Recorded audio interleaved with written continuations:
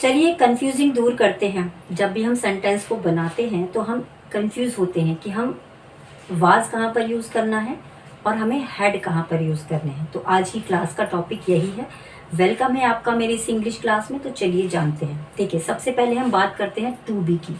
To be का meaning होता है बनना या फिर कोई होना। होने से मतलब है किसी पोस्ट की, जैसे हम किसी पोस्ट की बात हमने की या फिर हमने किसी प्लेस की बात की, उस कंडीशन में हम कुछ स्ट्रक्चर्स यूज़ करते हैं।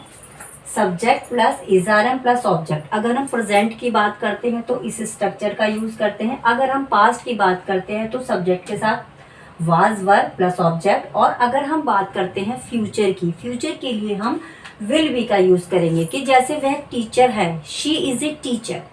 वह एक टीचर थी, शी वाज ए टीचर। वह एक टीचर होगी, she will be a teacher. हम यहाँ पर एक पोस्ट की बात कर रहे हैं कि वह एक डॉक्टर है, he is a doctor, he was a doctor, he will be A doctor. तो इस तरीके से जब भी हम किसी पोस्ट की बात करते हैं तो हम यूज़ करते हैं इज़ारम प्रेजेंट के लिए, वाज वर पास्ट के लिए और विल बी हम फ्यूचर के लिए यूज़ करते हैं। इसी तरीके से जब हम बात करेंगे किसी प्लेस की, किसी जगह की, कोई भी वस्तु कहीं भी हो सकती है, तो किसी वस्तु की जब हम बात करते हैं तब हम यूज करते हैं इज़ारम, वाज एंड विल का। मेरा फोन टेबल पर है, my phone is on the table. मेरी घड़ी चेयर पर है, माई वॉच, मेरी घड़ी चेयर पर थी, my watch was on the chair. इसी तरीके से मेरा पेन किताब के ऊपर होगा, my pen will on the book. इस तरीके से जब कोई चीज कहीं पर है, my phone is in the अलमीरा, my phone is on the bed, my pen is on the book. तो इस तरीके से जब कोई भी वस्तु किसी कहीं किसी जगह पर होती है, उस केस में भी हम इज़ारम, वाज और विल का यूज करते हैं। और जब हम किसी पोस्ट की बात करते हैं तब हम वाज, इज़ारम और विल बी का यूज करते हैं। अब बात करते हैं टू हैव। देखिए, हैव का मीनिंग होता है, बेसिकली सभी को पता है, हैव का मीनिंग होता है पास होना। जैसे मेरे पास एक घड़ी है, आई हैव ए वॉच। मेरे पास एक पेन है, आई हैव ए पेन। मेरे पास एक कार है, आई हैव ए कार। इसी तरीके से अगर मैं पास्ट की बात करूं कि मेरे पास एक पेन था, आई हैड ए पेन। मेरे पास एक घड़ी थी, आई हैड ए वॉच। मेरे पास एक लैपटॉप था, I had a laptop.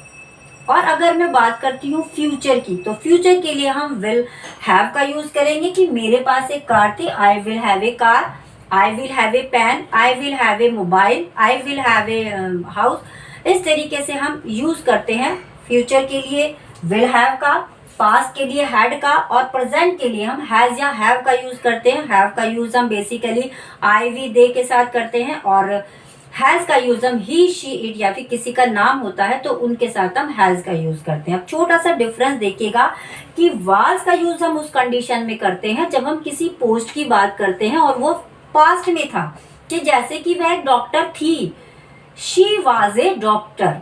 Okay, अब इसके बाद जब हम बात करेंगे किसी वस्तु की, कि मेरे पास एक पेन था, आई हैड ए पेन, उस कंडीशन में हम हैड का यूज करेंगे। यही दोनों में डिफरेंस है कि अगर हम किसी पोस्ट की बात करते हैं और वो पास्ट में है तो हम यूज करेंगे वाज या फिर वर का, और अगर कोई चीज हमारे पास पास्ट में थी उस कंडीशन में हम यूज करते हैं हैड का। तो ये छोटा सा डिफरेंस है, याद रखिएगा। तो चलिए मिलते हैं नेक्स्ट क्लास में एक नए टॉपिक के साथ। Thank you so much, bye bye and take care.